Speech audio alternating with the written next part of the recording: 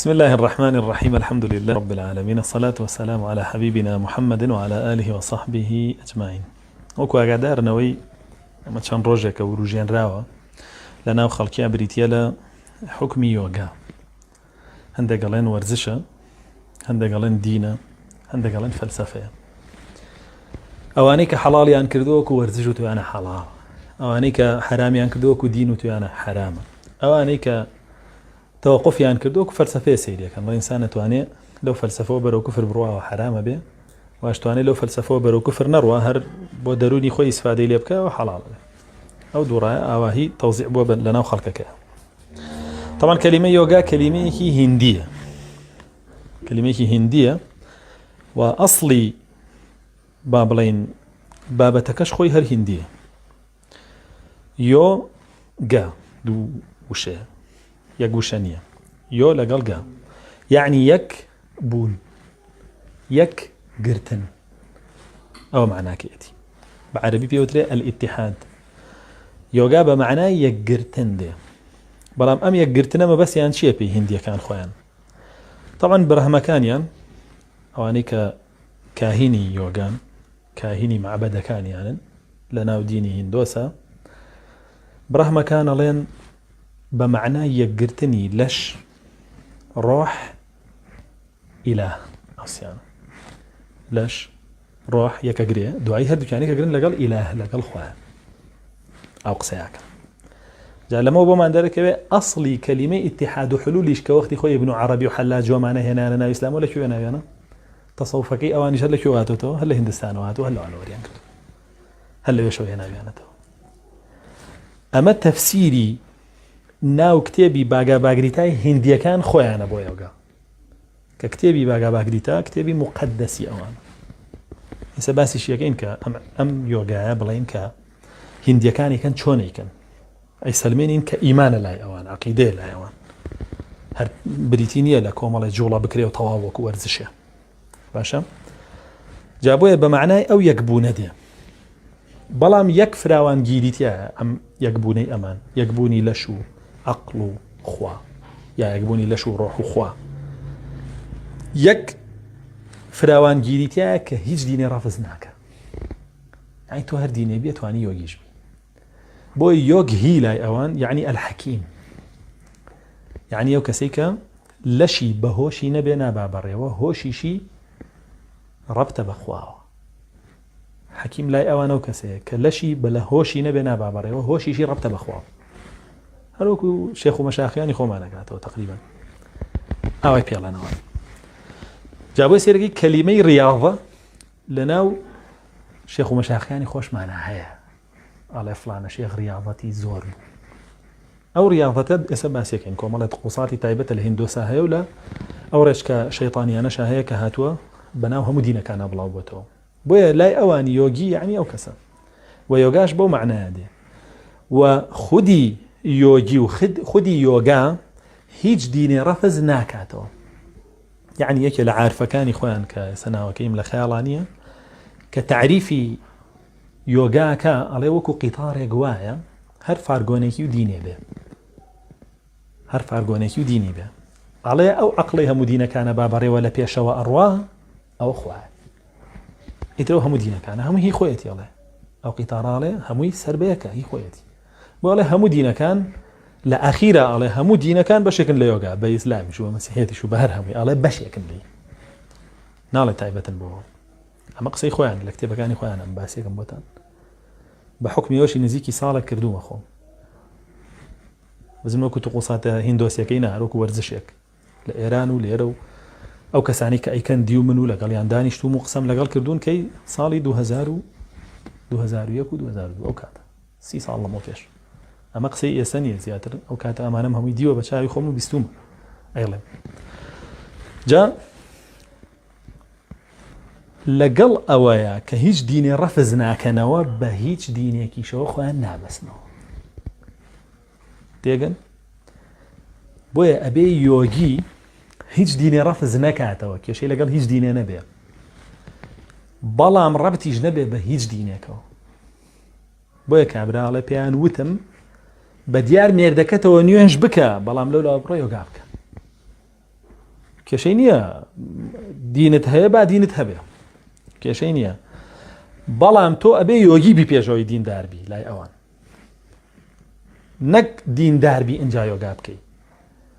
هەر دینێک دەیە کێشەم نییە بەڵام ئەبێ یۆگاکە پێش بخەی یەکبوونەکە پێش بخەی تۆ ئەبێ یەک بگری لەگەڵ خوایە کە یەکی شگل لەگەڵ خوای خوا بۆ چییە ئیتر بۆ بڵێ خوام هەیە کە خۆ خوایت شاگرد و خوێندکارەکانیان فێر کردووە بڵێ ئازاد بووم بەخوا خۆم وەکو خوایە ڕەفتارەکەم ئەمە قسەکەیان ئەم قسانەش بڵاو بووی ومتان بینیتان باشە ئەڵێ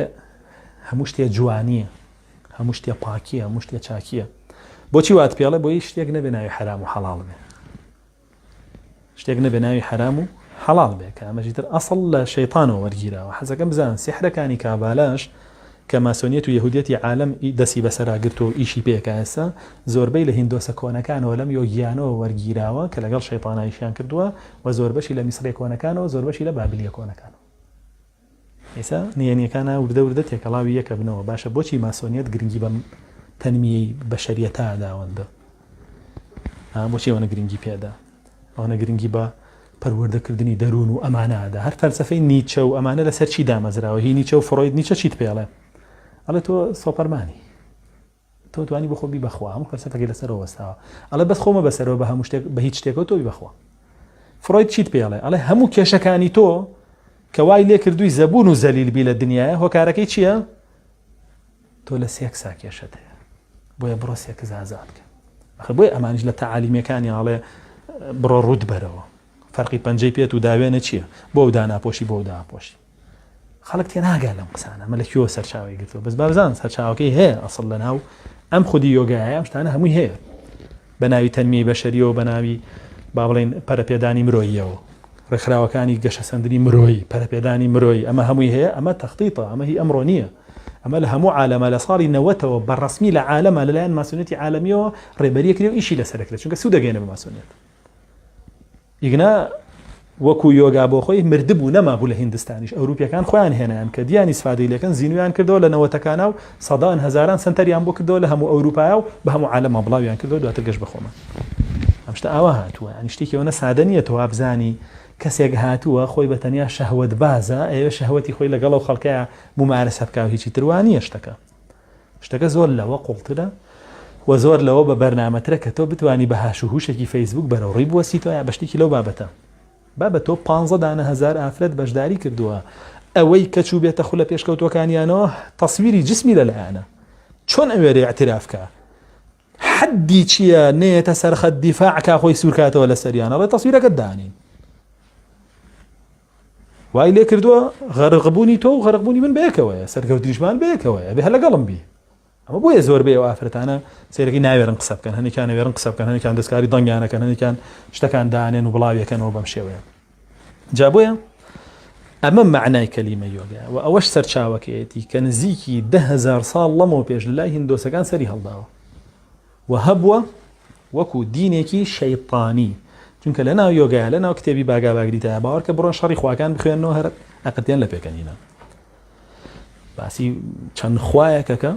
کە هەیانە و چۆن شەڕەکەن و چۆن نەکەن و چۆن ئەم زاڵە بێ و چۆن ئەو دوای ئاشتە بنەوە و مەجلیس ئەکەن و لە ناو مەجلیسەکە خوایەکی کە تو ڕابێ و ئەوی کە دوای ئاوا ئاشتە بنەوە ئەمانەی هەمووی تایە کە لە ئەفلام کارتۆن و شتە چێ زیاتر کە ڕۆی خوێنیتەوە من خۆم خوێندومەتەوە کتێبەکە هەیە بە فارسی هەر ڕێگەڵی ئەفلام کارتۆن نەخوێنیتەوە نەعجایب بەشتەکان و شەڕەکانیان کە باسیەکەن جا بۆیە ئەمە معنای یۆگایە ئەنجا با بزانین یۆگی هەبێت چۆن یۆگا بکە و یۆگا خۆی چەند بەشە یۆگا 3 بەشە بە هیندی بەشێکی پێوترێ مانترا یۆگا یۆگای دەم قسە ئێمەش لە ئیمانە چیمانەیە ئیمان قەولون وایە قسەیە قسەی دەمە بەشێکی پێوترێ پرانایامایۆگا یعنی یۆگای تەئەمول یعنی چی بیر اعتقاد بیر و باوەڕ دڵ ئێمەش لە ئیمان چییە چیکەیە دوایەوەی قسەیە دڵیشە وایە بەشێکی پێوترێ ئاسانا یۆگا یعنی یۆگای جەستە ئێستا ئیمان لای ئێمە چییە قەول و عەمەل و اعتقادە ئەوە دینی ئەوانیشە ئەوە دینی ئەوانە دینی یۆگا بەڵێ قەول و عەمەل و اعتقادە بۆیە تۆ چەنێ وابەستەی بە ئیسلامەوە حەز بە سەرخستنی ئیسلامەکەی ئەوان ئەندامەکانی خۆیان وا پێگەن ئەوەندە وابەستە بن بێ ئەو ڕێڕەوە و ئەوەندە و ڕێڕەوە سەرخەن چۆن هیچ مسلمانی ئامادە نییە ببێتە بار بەسەر ئیسلامەکەیەوە هیچ یۆگیەکیش ئامادە نییە بێتە بار بەسەر یۆگاکەیەوە ئەوە حەقەتە بەسەرتانەوە بە لامانەوە با ڕوون بێت جا بۆیە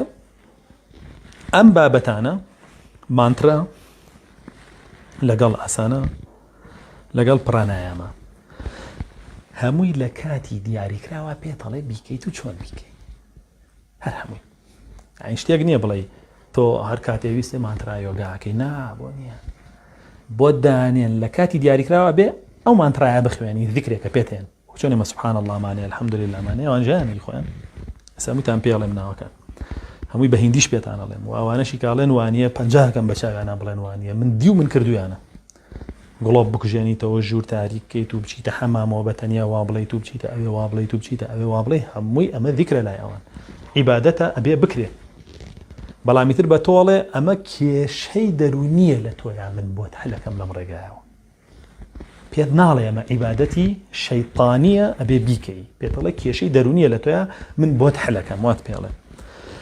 بۆ نمونە تەمرینە جەستەییەکان گەورەترین تەمرینیان کە زۆر زۆر ڕوونە هی جەستەیی پێوترێ سووریا ناماسکار سووریا ناماسکار یعنی سڵاو بۆ خوای خۆر 12 جوڵەیە ناوچوان دانانی تایە سنگ دانانی تایە لەسەر عەرز ئەژنۆ دانانی تایە پێکانی تایە لە پیدەستی تایە 8 جێگە ئەبێ بکەوێتە زەوی ئێمە 7 مانەوە ئەوانە 8 بۆ ئێمە تاکاوان جوتە لەبەرەوەی ئێمە إن الله وتر يحب الوتر بەڵام شەیطان زەوجە يحب الزەوج ئەبێ ئاوادی تێبکەین ئەوە حەقیقەتەکەیە ئێمە عیبادەتەکانمان زۆربەی کە ویترە لەبەری خوا ویتری خۆشە بۆ سوژدا بی بۆ شێوای بی بەڵام نوێژ ئێوان سوژدەی ئەوان 8 شوێندانەی سەنگیشی تایە زیاترە لە شوێنەکانیەوە ئەم عیبادە بکەی بیگەی کاتی خۆر هەڵێ و کاتی خۆراوا بێ کە ئەشیکەی بێ ڕۆ خۆر بیکی ئەبێ سەیری قورسی خۆریش بکەی سەیری بازنەی خۆر بکەی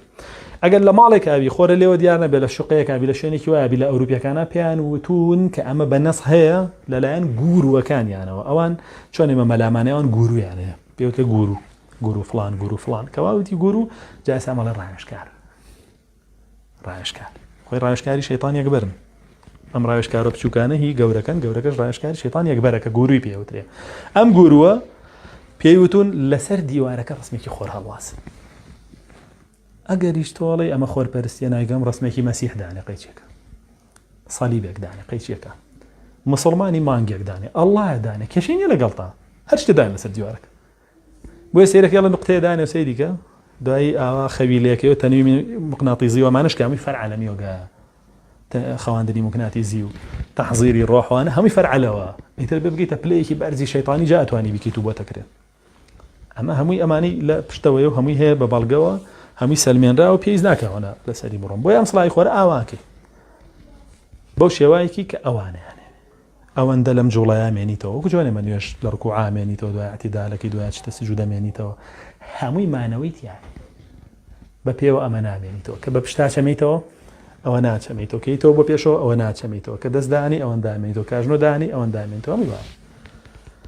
هەمووی عیبادات و تەقوساتی شەیطانیە بەلەش ئەیکەی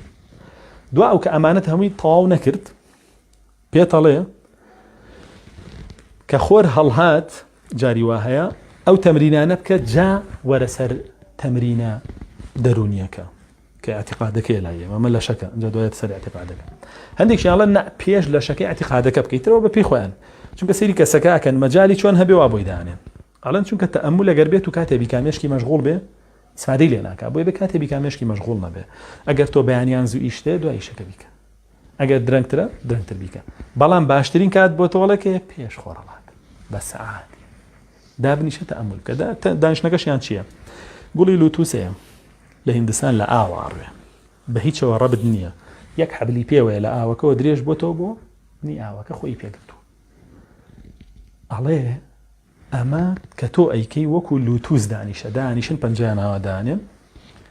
لەسەر ئەژنۆیان ئاوا پشتیان ڕێکەکەن چوار مشقیش نییە پاش گرێدانە جالای ئەوان شتێگەی پێوترێ شاکراکان ئەم دانیشتینی لوت و ساڵێ تەنزیمی شاکراکانی تۆکە تا ئەگەیتە سامادهی پلەی چییە؟ گەیشتن بەخوا لایەوە. ئەم عیبادەتە کە پێوترێ عیبادەتی پڕانایەما و تەئەمولی ڕۆحی وەمانە ئەڵێ تو ئەبێ بیکی بەردەوە بۆی بگەیتە چی؟ بگەیتە سامادهی گەیشتن بەخوای تر خوا خۆ دەکاتە خوا. ئەوانەڵی ترخوا خۆ دەکاتە خوا کە گەشتی بە سامادی.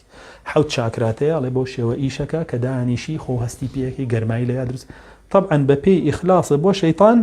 بەڵێ ئەو حەوت جێگایە کەوێتە ئیش. خۆی عملیەکە چییە؟ عملیەکە لای ئەوان بە حسابی خۆیان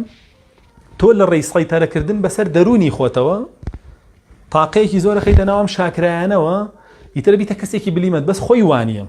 تا وەکو زیاتر بتوانی بەش بە بەشی جسمت تەسلیمی شەیطان بکەی. بەڵێ یەکێ لەو کەناڵانە کەوێتە ئیژەویکەوێتە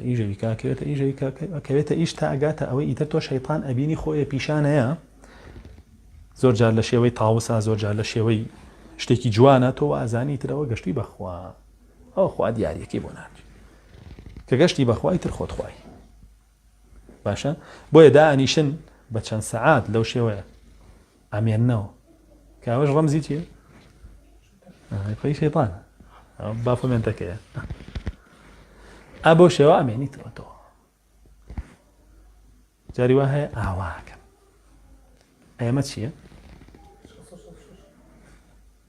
ئەمە دژی تەوحیدیشە. ئێمە لە نوێژە واکە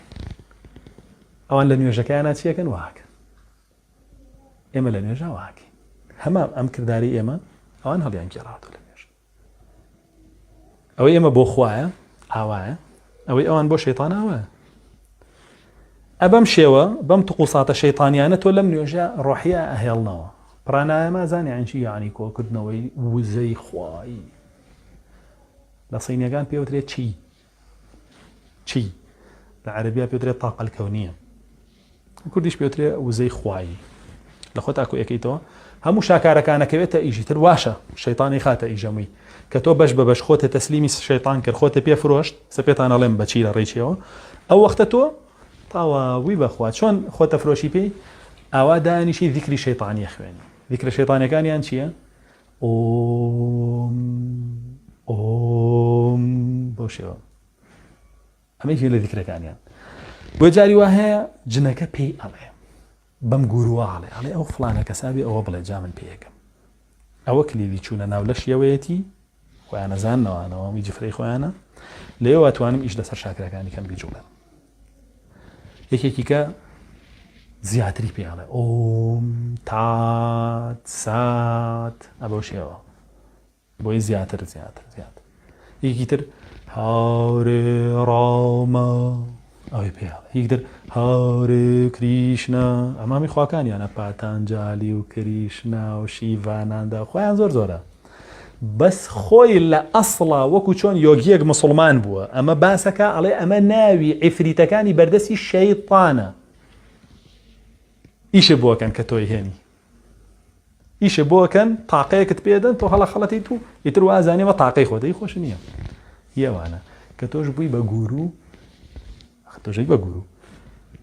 یعنی بەش ڕایشکاری شەیطان ئەو وەختای بێت تۆش خەڵک کۆکەیتەوە بە هەمان ڕێڕەو کە خۆت ڕۆشتیت و گەشتی بە شەیطان ئەویش بە هەمان ڕێڕەوبێنی بیگەێنی بە شەیطان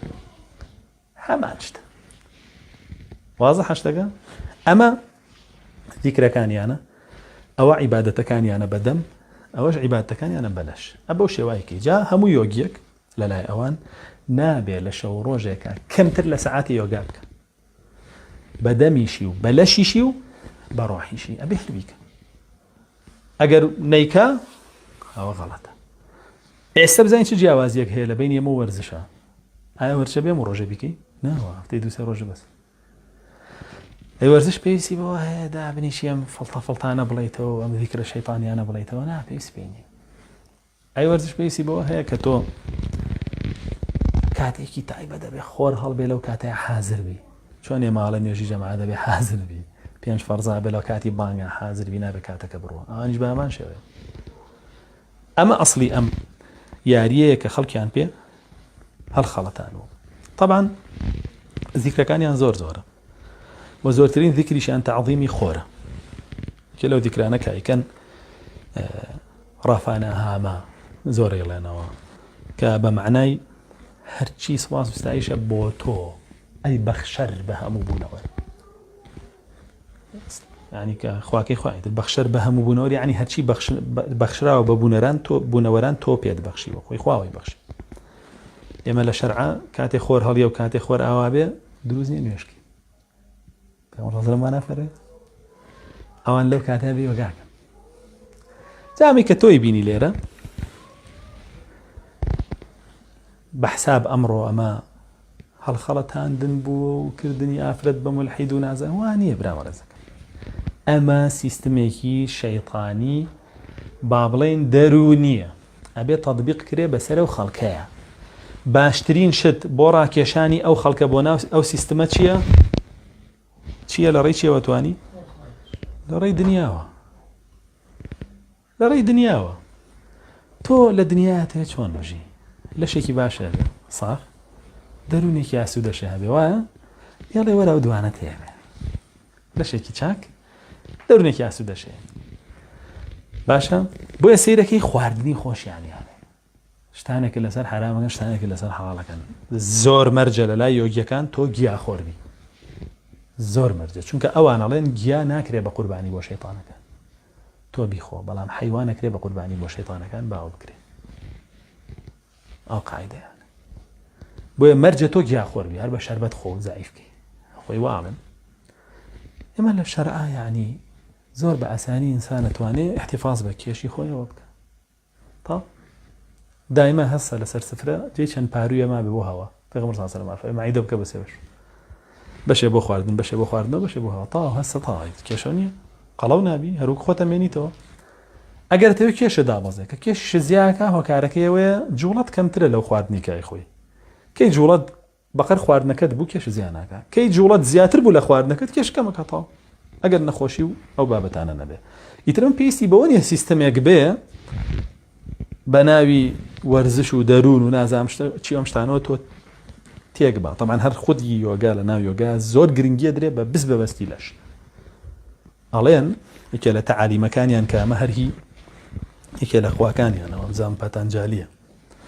کە ئاواکان بۆی ئاواکان پاتانجالیوە. ئەو پاتانجالی سەلامی و خۆیانە تایبەت. ئەمە ئەڵێ ئەبێت تۆ هەموو ڕۆژێ پێشەوەی بخەوی و کە لە خەویش هەڵەسی لە نوکی پێێتەوە تا تەوقی سەر سەیریکەی قەناعەت بە خۆت بکەی کە بەدڵتە. باشە؟ قەناعەت بە خۆت بکەی کە بەدڵتە وە سوپاسیشی بکەی. ئەو ساکە تۆ ئینسانێکی تەندروستی. ئەڵێ ئەمە واو لێ ئەکا ڕەخنە و لە خۆت نەبێ، خۆتە زۆر بەدڵ بێ. ئیدعاوە ژەکەن تۆ نابێت تەکەبورێ بێ و تۆ نابێ واوە. ئێمە خۆی بەرەو تەکەبورێ بە. ئیسلامیە ماڵێکی حاسبوا أنفسكم قبل أن تحاسبوا ولا محاسبەی خۆ نەکەی. ئەڵێەوە دەرونی تێگاوی. ئەوە یەکێکە لەو کۆتانەی دراوە بەسەر تۆیان محاسبەکردنی خۆت بۆ من لە شەرع لامە ئاوات پێڵێەوە. ئەڵێ سوپاسی خۆت کە هی پەنجەی پێنت کە هەڵەسی لەخەوە بێ ئاسیری خۆکی پەنجەی پێم بەخوا پەنجەیەکی جوانی ئەو دەستە خۆش بن. ئەنجا دوایی پێت خۆی باخوا شای پێی کورە کەس پێی منی نییە ئەوەنە ڕۆشتم پێی بۆ زیینایەتەکیێتوانێەوە بکە دا بێت سەرە ژنۆ و ڕان و داوێن و ئەنجا سک و شان و پشت و مل و قژ و مو چاو ئەمانە هەمووی سپاسکەی بۆی خۆ پەرست بۆی تەقدیسی خۆت بکەی کە تۆ تەقدیسی خۆت کرد تەقدیسی خۆت لامێنێ نامێنێ. ئەوەیە ئەو گرنگەوەیە تۆ خوات لە بیر چێتەوە خۆ ببیتە خوا. من پێتەڵێم ئیشەکەی ئەوەیە. بۆیە کابراڵێ تەسویری داوێنتان کەن باشە بۆ دوێری داوێن سپاسی بکەن کە چەند جوانە و چەند چاکە و چەند ئیشی باشیان بۆکەوە. یعنی بۆ وای وتووە بۆ وای وتووە. دوو هەدەفە پێکێ. یەک بنەما شەیطانیەکەی خۆی تەطبیقەکە لە بەرزترین بە ئاستا لە باڵاترین ئاستا. دووش ئەوی پێ قوفڵەکە سبەینە ناتوانێ بڵێ من نهێنی ئەڵێم من دوورەکەومەوە لێت من شت ئەدرکێنم هەمووی تەسویری هەیە ناتوانێت ئەبێرمێنێتەوە لەگەڵ بڵاوێک کاتەوەمی بە ناوی خۆی بۆی ناردەوە تەسویرەکە بە دەنگی خۆی کە باسی خۆیەکە. ئەمە تەنمی بەشەریە ئەمە گەشە پێدانی مرۆییە. باشە سپاسی دەست بکە هەموو ڕۆژە 10 جار و 100 جار و 20 جار واڵێ سپاسی دەست بکە بۆی سپاسی خوانەکەی بوي أم دينك بتوالى إياك نعبد دواوتي إياك نستعين يعني من هرشي أكم هرشي مهيا هم بشتوانية الأخوة النات ولا ملاوانا علي بشتواني دسي خوما مصفاصي دسي خوما يقاتي خوما كم يورجي خوما كم يشاري خوما وإن تعدوا نعمة الله لا تحصوها وما بكم من نعمة فمن الله أولا فمن أنفسكم عكسي خواهي خواهي قولا فرمي نعمتك بيوه لكيوه الأخوة أولا لا الأخوة خود خواهي بويه هتا باشا يان أم دس سپاسکە يا باشا ئەگەر سەرەتانی کرد خۆی بیبڕمەوە فڕێشیم کاتە درۆکەی بەڵام لە شەرعی منە ئەڵێ کە سەرەتانی گر بڕیتەوە شکری خوای لەسەرکە خوای پەروەردگار لە بەهەشتان داتەوە سیرکەن شتەکان چەند جێە لایەوانەی ببڕیتەوە فڕێ یعنی سپاسکردنی خۆت لای ئێمە لەکوێ دەستپێکە لەکوێ دەستپێکە لە بەهەشتە الحمد لله الذي أذهب عنا الحزن الحمد لله الذي هدانا لهذا ألا أدس بك أيش سپاسی خواكي كتوي آوا جان بوبله بلامو يبتو للدنيا دا بنيشي خواد لبير شيتو سپاسی خود كي لبهشتي شخوا لبير نبي سپاسی كي كنا شي تبهش لشي لنا قال لسرو منهج بي عمي كقلا يشكاني أنا باش أم دس بير بو شلل ليا وقاش بير بو شلل ليا شي سعر ليا برا وشي يقرم دس لا تشقو بدل زيدات شو لبي كي بري وقت أبي ما لعنت لقي دوان سباسكي كبرين أربو نفهمي نزاني جا عفرتيش بالذات أكان آمانج بويا قردي قد بن هرشي ريكلامي أو يوجيو موجوش تاني هم كيتيا هم عفرتيتيا چونك عفرت زور بأساني بعقلك ريو غلا خلطين بويا پیغمبر صلى الله عليه وسلم فرمي زور بأنا أهل جهنم بو زور بأنا أهل جهنم منو تاني دجال وكي يجيب بشكولة دي ودو قصة 15000 على خلطين منو توش 20 ساڵە من وتارێم نەمتوانی و 15000 کەمە حیجاب ئەو 15000 کردە بە درەوشت و ڕوت و قوتی کردنەوە ئەخر بۆیە زۆر بەیانش نەجانە لەبەرەوەیە ئەی ناقصات العقل والدين ئاخر وەرە دین و عقل نوقسان نەبێت چیتە بەردەستی دەجالۆکەیەکیوە ئێستا و ئافرەتانی کە ئەو ڤیدۆی خۆیان بۆ شێوە ناردۆ بۆ ئەو دەجالۆکەیە بڕۆ بڵێ ڤیدۆیەکی خۆی وای خۆتان بنێرن بۆ مێردەکەتان لە ڕوویە مێردەکەی خۆی کە جیماعی لەگەڵ کردو بۆ جێگای لە ڕووی نە ئەی بۆ بۆی ئەنێری بۆچی بۆ ئەوە نات خەڵەت هاوی نەفامی نەزانی گێری داماوی ئەمەش پەیوەندی بەوە نییە وەڵا کەس پێینەوە وەڵابرا لەوەتەی هەیە زانێ ئەم حیجابە شەرعیە و ئەم جلو بەرگا بێ خۆی داپۆشێ خۆ شەیطانیشی چییە شەیطان ئیشی چییە یەکەم شت کە کردی بە ئادەم و حەوا شەیطان چی بوو لە باشتە چی بوو یەکەم ئیش لە قورئانەکە باسێکا چی بوو ينزع عنهما لباسهما ليريهما من سوآتهما ویستی جلەکانیان لە بەردا بکەنێ داوێنی خۆیانیان پیشان بە عورەتی خۆیانیان پیشان بە کردیان ناشەیطان ئەوە یەکەمیشیەتی خۆی پەروەردگاریش هۆشداری لە یەکەم وەسوەسەی شەیطانە داڵێ ئەوەیە یا بەنی ئادەم ئەی نەوەکانی ئادەم لا يفتننكم الشيطان شەیطان تووشی فیتنەتان نەکە كما أخرج أبويكم من الجنة چۆنەوانی لە بەهەشت دەرکرد چۆن دەری کرد تێبن بەچی ئەبن بەخوا تەکونا من الخالدین وانەبوو یا بن بە مەلایکە یا بن بەخوا وای پێوتن ئەم دەجالە پچکۆلەش ڕێک قسەکەی شەیطان ئەڵێتەوە بە کچژنەکانمان کچژنەکانیشمان هەڵە خەڵەتێن پێیان نا هەڵە خەڵەتێن پێی بە قسەیەکەن ئەڵێەوە هاتووم ئەمە ئێوە ببنە خوا دەخۆتان ڕوودکەنەوە با ببنە خوا شەیطانی جوای بە ئادەم و حەواوت بۆی ببنە خوا خۆتان ڕوودکەنەوە چونکە فەرمێکی ينزع عنهما دواء لباسهما ليريهما من سوآتهما إنه يراكم هو وقبيله من حيث لا ترونهم يعني إيشي أو شيء نهێنیە وەکو تۆ نییە ئیشە ئاشکرا بێ بۆیە ئەگەر تۆ ئەم شتانە بۆ بنهێنیەکەی بۆ باشکرا نایکەی وەرە بۆی بسەلمێنە ئەو قسانی بۆت کردووەرە بۆ عامی بکە بیسەلمێنە کە فەرق نییە لە بینی پارەپایاکردن بەو دەسە و پارەپایاکردن بە داوێنە کەوایان پێڵێ وەرە بیسەلمێنە بۆ خەڵکە وەرە بیسەلمێنە وایانە پارەپایاکردن بەم دەسە حەڵاڵە بە داوێنە حرامە ئەو فەرقەکەی چۆن فەرق نییە بەزەو لە ئەوڵەوە هاتووە لە شتێک نیە ناوی حرام و حەڵاڵ هەموو شتێ جوانیە هەموو شتێ چاکیە بە داوێنە پارەباییدە زیناکار و لەش فرۆش بەڵام بەدەسە پەیاکەی ئەبیتە کەسێکی عابد ئەو فەرقەکەیە لای شەیطان فەرقی هەیە لای ڕەحمانیش فەرقی هەیە لەمایان عیبادەتە بەدەستی خۆ پەیاکەی وایە نا العەمەل عیبادە کەسبیکردن عیبادەت بەڵام لە لای شەیطان نه ئەمان عیبادەتی شەیطانەکە بە حرامی پایەکەی بەداوێنێ ئەویش هاتوواڵە هیچیان فەرقیان نییە ئەگەر بڵێ هیچیان فەرقیان نییە لە هەمان کاتە ئەوەی خوای لغاکاتەوە وایە ئەوەی شەیطانی ژەخاتە ئیش ئاوا دوو هەدەفە پێکێ بەیەکەوە کە ئەڵێ فەرقیان نییە لە هەمان کاتە ئەگەر بێت و تۆ هەر بەدەست پێیکەیت و گوێ نیتێ بەڵامی اعتیقاد وا بێ فەرقیان نییە تۆ وەر کافر نەبووی هەریشەکەی شەیطان سەری نەگرتووە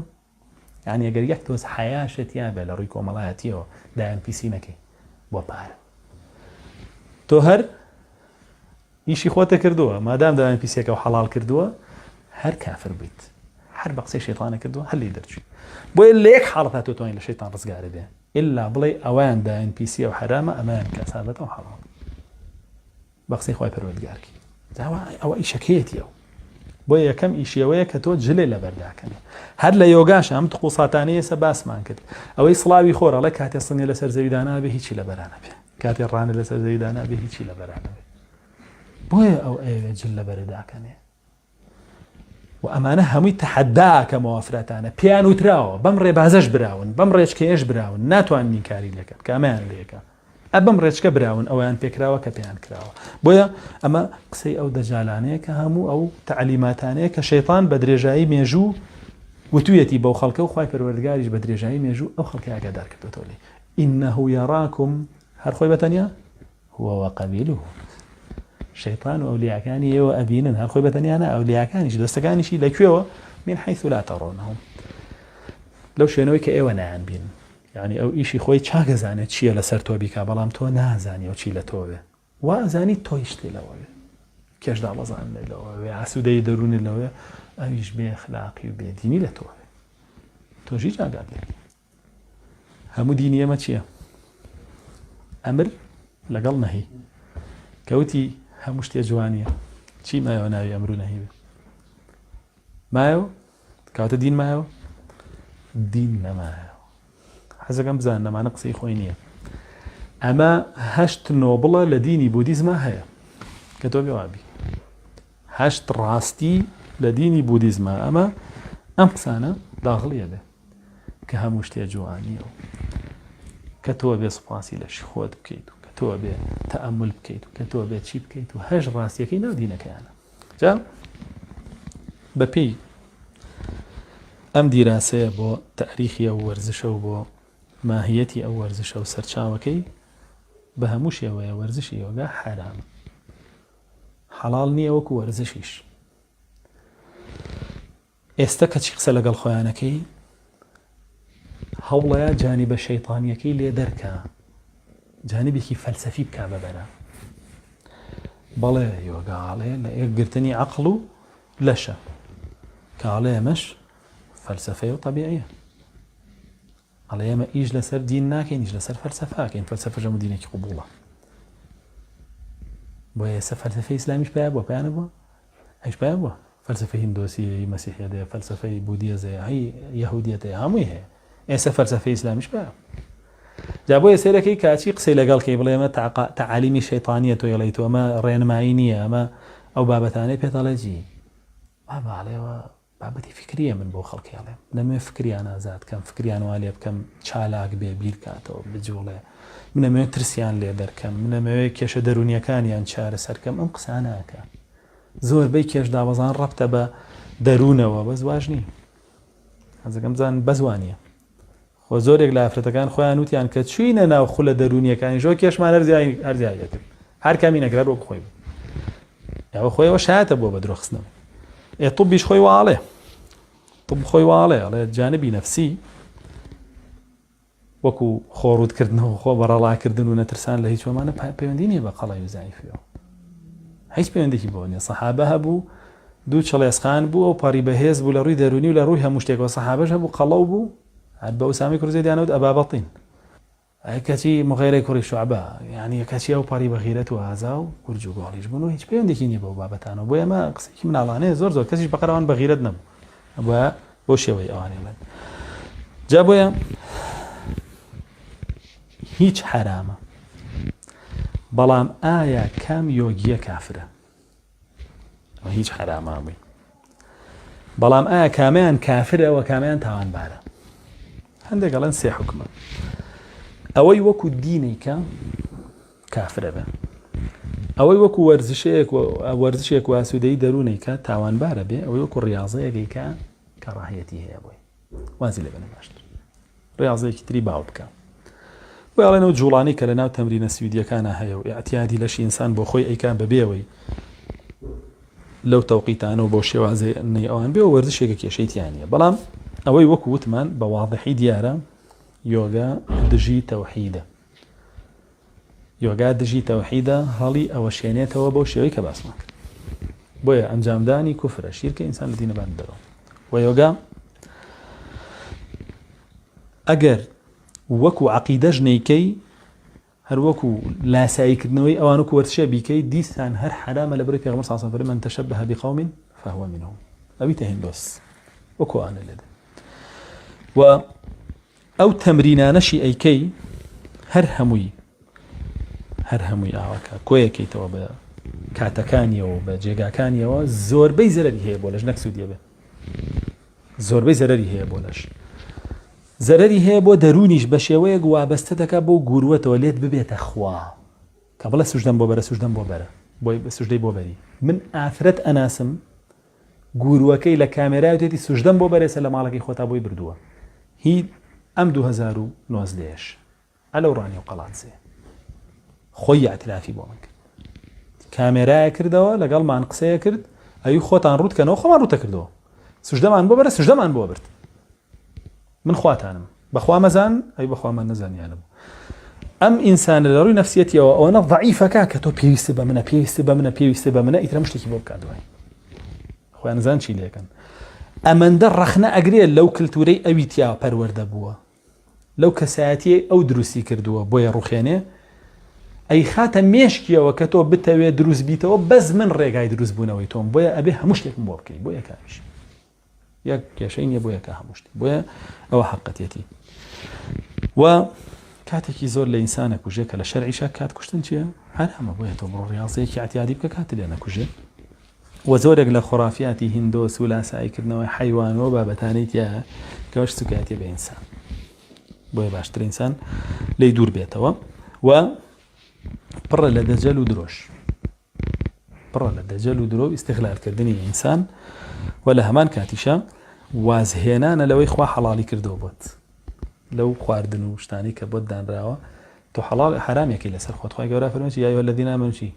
لا تحرموا الطیبات ما أحل الله لكم، ئەوانەی مانتان هێناوە ئەو شتانی خوا حەڵالی کردەوە بۆتان حرامی نەکەن لەسەر خۆتان. ولا تعتدوا وتعدا لەسەر دین، إن الله لا يحب المعتدين، خوا ئەو کەسانی کە تعداکەن خۆشی ناوێن. و ڕوتکردنەوەی لەش و ڕووکردن ئەخۆر و بە گەورەدانانی خۆریشەوە بە واضحی دیارە کە کوفرێک و شیرکێکی واضحە، نەک ڕیاضە. بۆیە لە ژێر ڕووناکی ئەم ڕوونکردنەوانەیە و حەقیقەتی ئەم وەرزشە و ئەو ئاەتان و فەرمودانەی کە باسمان کردو و پلانانەی ئەوان کە لە شەیطانەوە چۆن وەریان گرتۆ باسمان کرد، دەرەکەوێت کە ئەو بابەتە نزیککەوتنەوەی بە هەموو شێوەیە کوفرە، نەک بڕۆیتە ناوی و ئەنجامی بدەیت، بەڵکو هەر پەیوەندیان پێ بکەی ڕازیبی بۆ منهەجە کافرە بیت، چونکە تۆ ڕازیەبی بەچی؟ بە دینێکی تازە، نەوەک بڵێ وەڵا ئەبێ بڕۆی لەگەڵ یانە و چیتە VIP ئەوە اینجانە، وەڵا پێش VIPش بە خۆت دەرچوی لە دین. پەروەردگار ڕەحمان پێ بکا و لەم فیتنانەی آخر زەمان بمان پارێزێ، والحەمدولله رب العالمین.